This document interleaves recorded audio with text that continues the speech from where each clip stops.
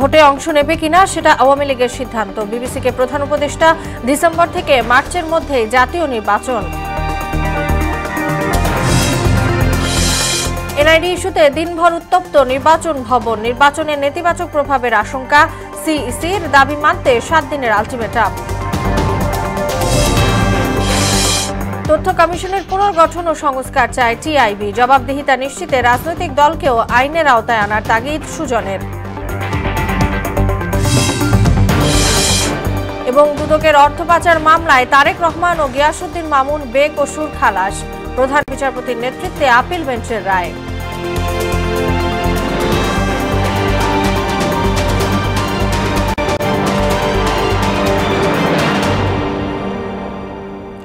আসসালামু আলাইকুম, সবাইকে মোহনা সংবাদে স্বাগত। শুনছিলেন শিরোনাম, সঙ্গে আছি তাসনুয়া বিনতে তাহের। এবার বিস্তারিত।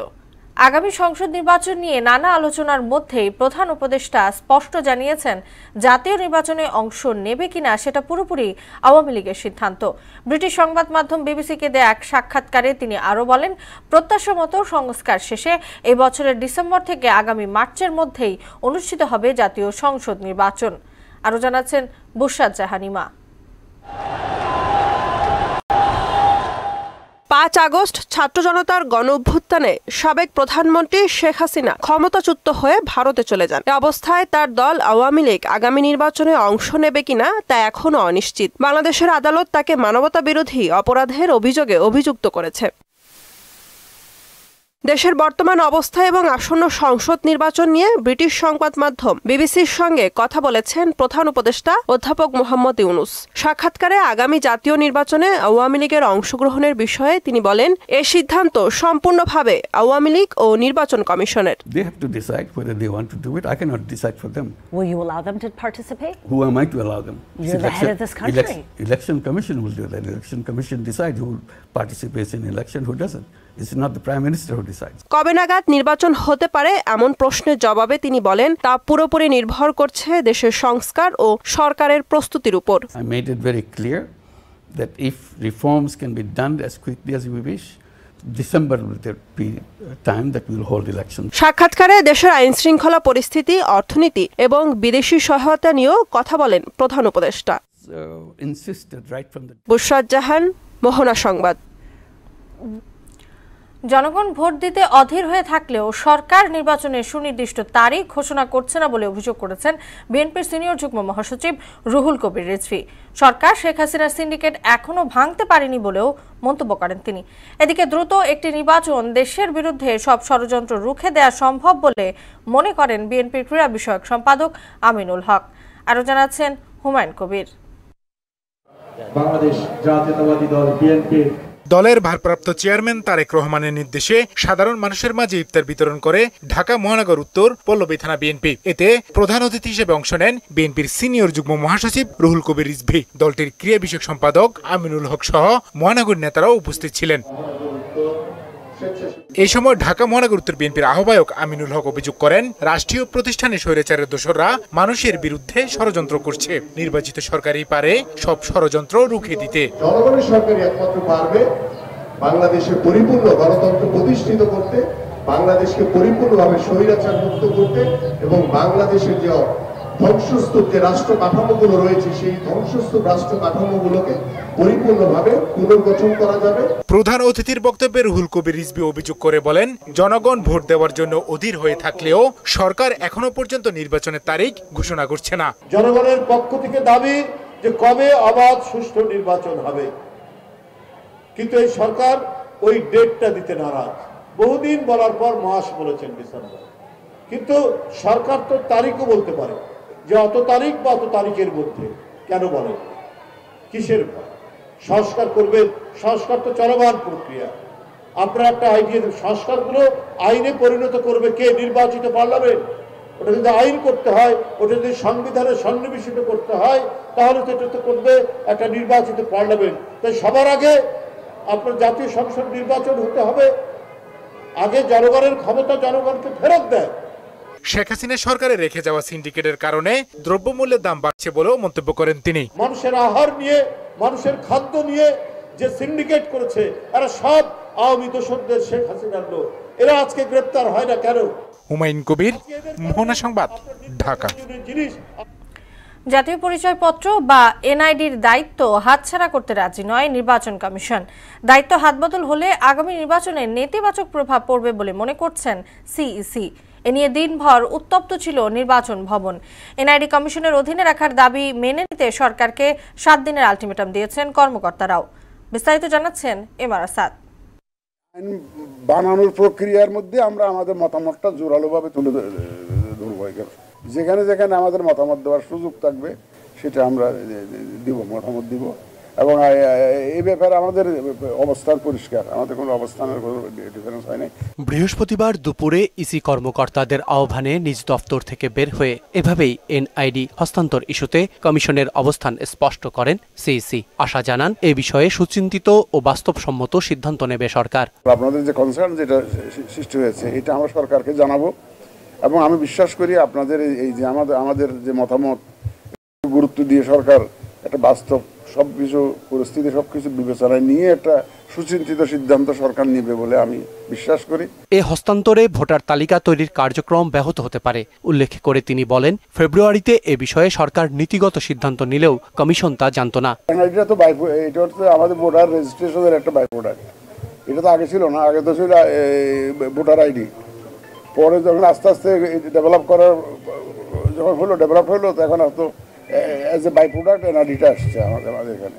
17 বছর ধরে এখানে শ্রম গাম দিয়েছে তো এখানকার লোকজন, এরাই তো ডেভেলপ করেছে এটাকে, সিস্টেমটাকে পর্যন্ত নিয়ে গেছে, তাই না? নিজেদের কাজের অতিরিক্ত হিসাবে কাজ করে এটাই নিয়েছে। আর এটা তো সারা দেশে একটা নেটওয়ার্ক ডেভেলপ করেছে, এক্সপার্টিস ডেভেলপ করেছে। এর আগে দুপুর 12টার পর থেকেই সিইসি দফতরের সামনে অবস্থান নেন কর্মকর্তারা। স্লোগানের মধ্যেই সিইসির কাছে স্মারকলিপি দেন তাদের সংগঠনের প্রতিনিধিরা। শান্ত করার চেষ্টা করেন অবস্থানকারীদের। পরে কর্মকর্তারা দাবি মেনে নিতে 7 দিনের আলটিমেটাম দেন। এনআইডি তৈরি করতে নির্বাচন করছে বাংলাদেশ, এটার রক্ষণাবেক্ষণ যাবতীয় দায়িত্ব নির্বাচন কমিশন থাকবে। এমআর আসাদ, মোহনা সংবাদ, ঢাকা। মানুষের তথ্যের অধিকার নিশ্চিত করতে তথ্য কমিশনের পুনর্গঠন ও সংস্কার চায় ট্রান্সপারেন্সি ইন্টারন্যাশনাল বাংলাদেশ টিআইবি। তারা বলছে 5 আগস্টের পর থেকে প্রতিষ্ঠানটি একরকম অকার্যকর হয়ে আছে। এদিকে স্বচ্ছতা ও জবাবদিহিতা নিশ্চিতে রাজনৈতিক দলগুলোকেও তথ্য অধিকার আইনের আওতায় আনার আহ্বান জানিয়েছে সুশাসনের জন্য নাগরিক সুজন। আরও জানাচ্ছেন উষা ফেরদৌস।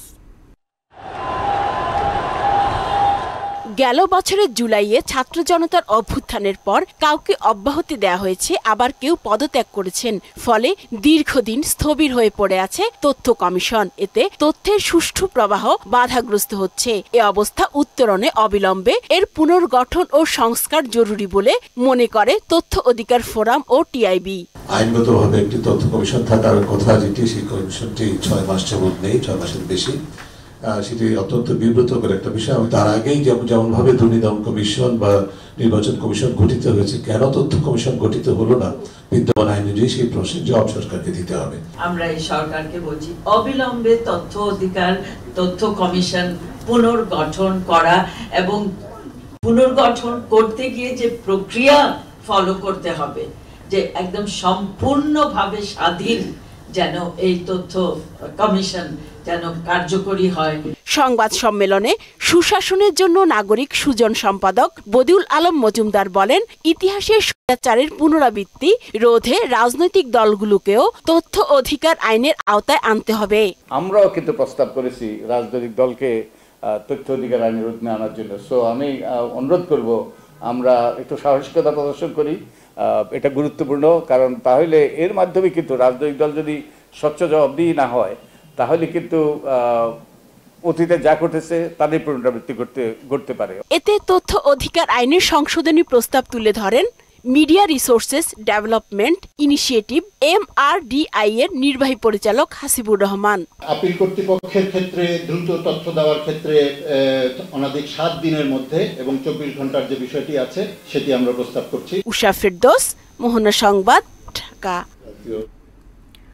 দুদকের মানি লন্ডারিং মামলায় আপিলের রায়ে খালাস পেয়েছেন বিএনপির ভারপ্রাপ্ত চেয়ারম্যান তারেক রহমান ও তার বন্ধু ব্যবসায়ী গিয়াসউদ্দিন আল মামুন। বৃহস্পতিবার প্রধান বিচারপতি সৈয়দ রেফাত আহমেদের নেতৃত্বাধীন আপিল বেঞ্চ এই রায় ঘোষণা করেন। এদিকে বিশিষ্ট ব্যক্তিদের নিরাপত্তা পদক্রম নিয়ে 2 মার্চের সার্কুলারে স্থগিতাদেশ দিয়েছেন হাইকোর্ট। বিস্তারিত কাজী পাপু রিপোর্টে। অর্থপাচার মামলায় 2013 সালের 17 নভেম্বর তারেক রহমানকে খালাস এবং গিয়াসউদ্দিন আল মামুনকে 7 বছরের কারাদণ্ডাদেশ দেন বিচারিক আদালত। পরে এই রায়ের বিরুদ্ধে হাইকোর্টে আপিল করে দুদক। সেখানে তারেক রহমানের খালাসের রায় বাতিলের পাশাপাশি গিয়াসউদ্দিন মামুনের সাজা বহাল থাকে। লন্ডনে অবস্থান করায় এই রায়ের বিরুদ্ধে আপিল করার সুযোগ পাননি তারেক রহমান, তবে আইনি লড়াই চালিয়ে গিয়েছেন গিয়াসউদ্দিন আল মামুন। বৃহস্পতিবার যার রায় দেন আপিল বিভাগ। এই মামলায় কোনো সাবস্টেন্স নাই। এই দুদক যে মামলাটা করেছে, এই মামলাটা দুদকের করার কোনো অথরিটি নাই, আইনগতভাবে এটা অচল, আইনগতভাবে এবং অচল। এই মামলায় জনাব তারেক রহমান ও গিয়াসউদ্দিন আল মামুনকে এই মামলার দায় হতে অব্যাহতি দিয়েছেন এবং বলেছেন যে তাদের যে যথাযোগ্য মর্যাদা যে মানহানি হয়েছিল সেটাকেও ফেরত দেওয়া হয়েছে। দুদকের আইনজীবী জানান এই মামলায় যথাযথ আইনি প্রক্রিয়া অনুসরণ করা হয়নি। 2009, 2002 বিভিন্ন আইনের প্রসিডিউরাল যে লটা আছে এটা সঠিকভাবে ফলো হয়নি। এই গ্রাউন্ডে আজকে অনারেবল কোর্ট খালাস দিয়েছে। আর তারেক রহমানের বিরুদ্ধে মানি লন্ডারিং এর কিছু নাই। এদিকে রাষ্ট্রপতি, প্রধানমন্ত্রী সহ রাষ্ট্রের গুরুত্বপূর্ণ ব্যক্তিদের নিরাপত্তা নিয়ে গত 2 মার্চ নতুন করে প্রজ্ঞাপন জারি করে সরকার। সেখানে স্বরাষ্ট্র সচিব, পুলিশের আইজিপি ও র্যাবের মহাপরিচালক সহ বেশ কয়েকজন ব্যক্তিকে প্রধান বিচারপতির সমমানে রাখায় ক্ষোভ জানান হাইকোর্ট। এই ধরনের মেমো জারি করে সিকিউরিটি রিজনে শৃঙ্খলা নির্দেশনা জারি করে মূলত আদালতের সামনে বিচারাধীন বিষয় এবং আদালতের যে সমস্ত সিদ্ধান্ত ইতিমধ্যে হয়েছে তার সবগুলোকে তারা ভায়োলেট করেছেন, করে বিচার বিভাগকে আন্ডারমাইন করেছেন, বিচার বিভাগের প্রেস্টিজ এবং ডিগনিটিকে আন্ডারমাইন করেছেন। এই জন্যই আজকে এই রুল জারি করা হয়েছে। এদিকে রাষ্ট্রীয় পদমর্যাদা ক্রম নিয়ে 27 এপ্রিল রিভিউ শুনানির দিন ধার্য করেছেন আপিল বিভাগ। কেন এই মেমোটাকে অবৈধ এবং অসাংবিধানিক ডিক্লেয়ার করা হবে না? কাজী পাপ্পু, মোহনা সংবাদ, ঢাকা।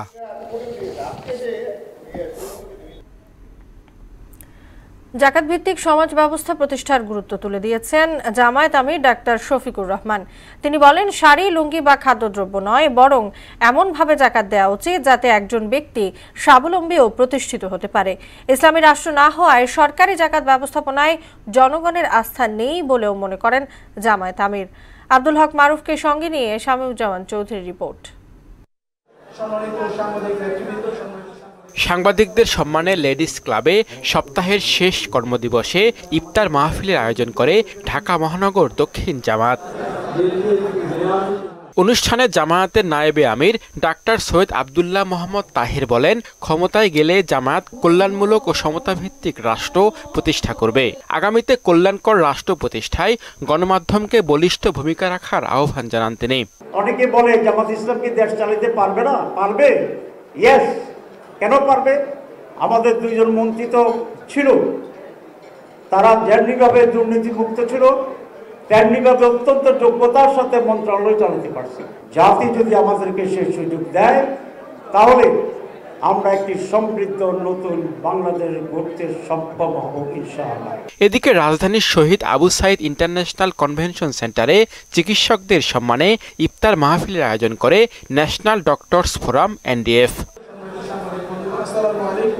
অনুষ্ঠানে জামায়াতের আমির ডাক্তার শফিকুর রহমান বলেন, শাড়ি, লুঙ্গি বা খাদ্যদ্রব্য নয়, বরং এমনভাবে জাকাত দেওয়া উচিত যাতে একজন ব্যক্তি স্বাবলম্বী ও প্রতিষ্ঠিত হতে পারে। আমরা এমনভাবেই জাকাতটা আদায় করব ইনশাআল্লাহ, এই জাকাতে যাতে মানুষের ভাগ্যের পরিবর্তন হয়। আমরা শাড়ি লুঙ্গি দিবই না, এটা আসলে ওয়েস্টেজ অফ মানি, এটা ইমপ্রপার প্র্যাকটিস, এটা মিসক্যারেজ অফ প্র্যাকটিস, এটা করা যাবে না।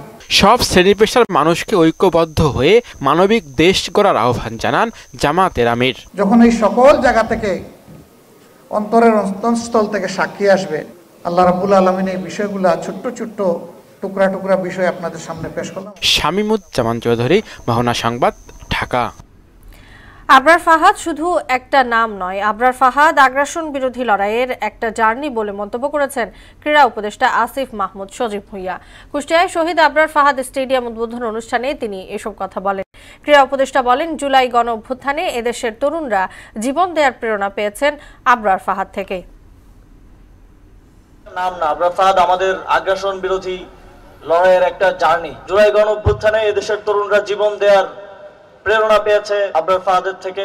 জুলাই গণঅভ্যুত্থানে আগ্রাসন থেকে মুক্তির জন্য এদেশের তরুণেরা ঝাঁকে ঝাঁকে ঝাঁপিয়ে পড়েছে রাজপথে।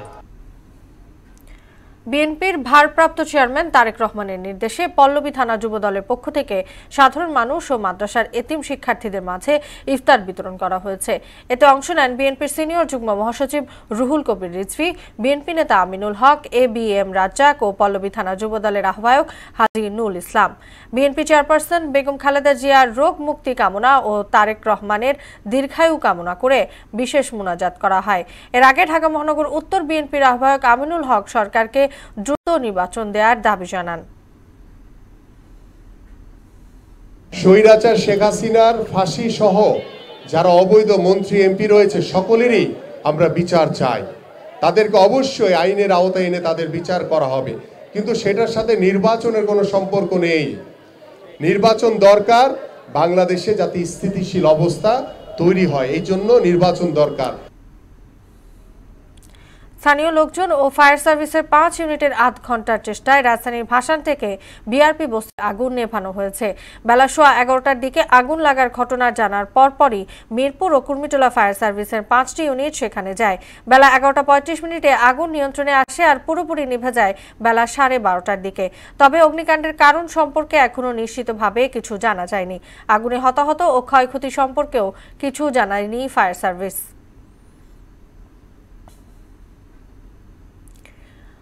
৪ দিন পর বঙ্গোপসাগরে ভাসতে থাকা ১৩ জেলেকে উদ্ধার করেছে কোস্টগার্ড। জাতীয় জরুরি সেবা 999-এ ফোন পেয়ে বুধবার দুপুর ২টার দিকে এমভি মা বাবার দোয়া ট্রলার সহ জেলেদের উদ্ধার করে কোস্টগার্ড।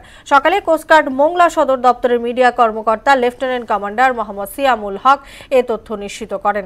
তিনি বলেন, ফিশিং ট্রলারটি গত ৪ দিন ধরে ইঞ্জিন বিকল হয়ে সাগরে ভাসমান ছিল। দেশের বাইরের খবর।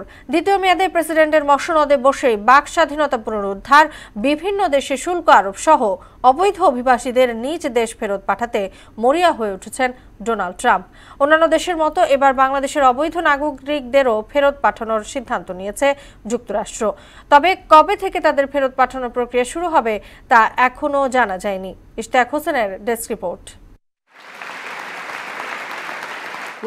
মার্কিন প্রেসিডেন্ট ডোনাল্ড ট্রাম্পের পূর্ব ঘোষিত সিদ্ধান্ত অনুযায়ী বিশ্বের অন্যান্য দেশের মতো বাংলাদেশের অবৈধ নাগরিকদেরও ফেরত পাঠাবে যুক্তরাষ্ট্র। কূটনৈতিক সূত্র মতে এ নিয়ে ঢাকায় যুক্তরাষ্ট্রের দূতাবাস গত মাসে বাংলাদেশকে অবহিত করেছে। তবে অবৈধ হয়ে পড়া বাংলাদেশিদের সংখ্যা কত আর কবে থেকে তাদের ফেরত পাঠানো শুরু করবে তা জানায়নি হোয়াইট হাউস। বাংলাদেশ সম্মানজনকভাবে নাগরিকদের ফিরিয়ে আনতে চায় উল্লেখ করে পররাষ্ট্র মন্ত্রণালয় জানায়, বাংলাদেশ চায় না হাতকড়া পরিয়ে বাংলাদেশিদের দেশে ফেরত পাঠানো হোক। যুক্তরাষ্ট্রের প্রশাসনও বাংলাদেশের ক্ষেত্রে তেমন কিছু করবে না বলে আশ্বাস দিয়েছে। যুক্তরাষ্ট্রের 3টি সরকারি দপ্তর office of homeland security, US customs and border protection এবং ইমিগ্রেশন অ্যান্ড কাস্টমস এনফোর্সমেন্ট অবৈধ অভিবাসীদের বিষয়টি তদারক করে থাকে। ইশতিয়াক হোসেন, মোহনা সংবাদ। গাজা পুনর্গঠনে 5 বছর মেয়াদী $5,300 কোটি তহবিল সংগ্রহের পরিকল্পনা করেছে মিশর, যদিও এ প্রস্তাব প্রত্যাখ্যান করেছে যুক্তরাষ্ট্র ও ইসরায়েল। এদিকে জিম্মিদের দ্রুত মুক্তি না দিলে গাজায় নারকীয় পরিস্থিতি তৈরি হবে বলে হামাসকে হুঁশিয়ারি দিয়েছেন প্রেসিডেন্ট ডোনাল্ড ট্রাম্প। এরই মধ্যে গাজার ধ্বংসস্তূপ থেকে আরও 30 মরদেহ উদ্ধার করা হয়েছে। খেলার খবর। ক্রিকেট। আন্তর্জাতিক ওয়ানডে ক্রিকেট থেকে অবসরের ঘোষণা দিয়েছেন বাংলাদেশের সাবেক অধিনায়ক ও উইকেট রক্ষক ব্যাটার মুশফিকুর রহিম। বুধবার রাতে সামাজিক যোগাযোগ মাধ্যম ফেসবুকে এক পোস্টে এই ঘোষণা দেন তিনি। 2006 সালে হারারেতে জিম্বাবুয়ের বিপক্ষে আন্তর্জাতিক ওয়ানডেতে অভিষেক হয় মুশফিকের। রাজু আলাউদ্দিনের ডেস্ক রিপোর্ট। ওয়ানডে থেকে অবসরের ঘোষণা দিয়েছেন বাংলাদেশের সাবেক অধিনায়ক ও উইকেটরক্ষক ব্যাটার মুশফিকুর রহিম। 37 বছর বয়সী এই ক্রিকেটার বুধবার রাতে সামাজিক যোগাযোগ মাধ্যম ফেসবুকে এক পোস্টে এই ঘোষণা দেন। সামাজিক যোগাযোগ মাধ্যমে দেয়া অবসরের ঘোষণায় মুশফিক বলেছেন, আমি আজ থেকে ওয়ানডে ফরম্যাট থেকে অবসর ঘোষণা করছি। সবকিছুর জন্য আলহামদুলিল্লাহ। চ্যাম্পিয়ন্স ট্রফি থেকে বাংলাদেশ দলের জয়হীন বিদায়ের পর ভবিষ্যৎ নিয়ে আলোচনায় থাকা এই ক্রিকেটার এরপর লিখেছেন, গত কয়েক সপ্তাহ আমার জন্য খুবই চ্যালেঞ্জিং ছিল। 2006 সালে প্রথম ওয়ানডে খেলা মুশফিক গেল 19 বছরে খেলেছেন 274টি ম্যাচ, 9টি সেঞ্চুরি ও 49টি 50-তে 36.42 গড়ে করেছেন মোট 7,795 রান, যা বাংলাদেশি ব্যাটসম্যানদের মধ্যে তামিম ইকবালের পরে দ্বিতীয় সর্বোচ্চ। 2011 সাল থেকে 2014 সাল পর্যন্ত বাংলাদেশ দলকে নেতৃত্ব দিয়েছেন তিনি।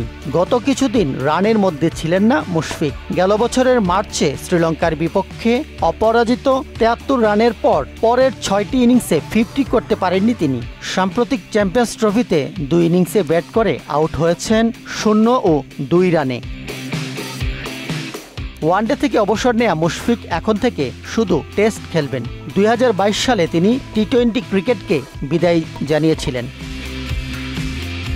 এদিকে মুশফিকের অবসরের ঘোষণার পর আবেগ ঘন হয়ে ফেসবুকে ভিডিও বার্তায় স্মৃতিচারণ করেন সাবেক টাইগার অধিনায়ক তামিম ইকবাল। একই সঙ্গে মুশফিকের কাছ থেকে সাদা পোশাকে আরও বেশি কিছু চান তামিম। রাজু আলাউদ্দিন, স্পোর্টস ডেস্ক, মোহনা সংবাদ। শেষ করব মোহনা সংবাদ, যাবার আগে সুনামগুলো জানিয়ে দিচ্ছি আরো একবার।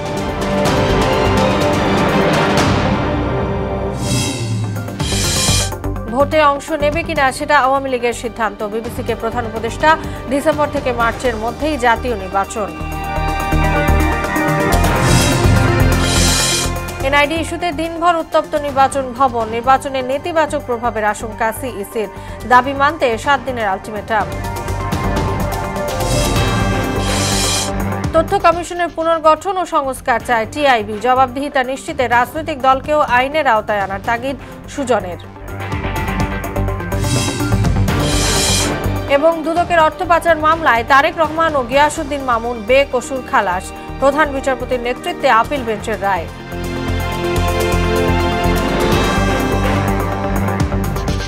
এই ছিল মোহনা সংবাদে। পরবর্তী সংবাদ রাত 12:30টায়। মোহনার সবশেষ খবর জানতে ভিজিট করুন www.mohana.tv। সংবাদ দেখতে পান ফেসবুক ও ইউটিউবেও।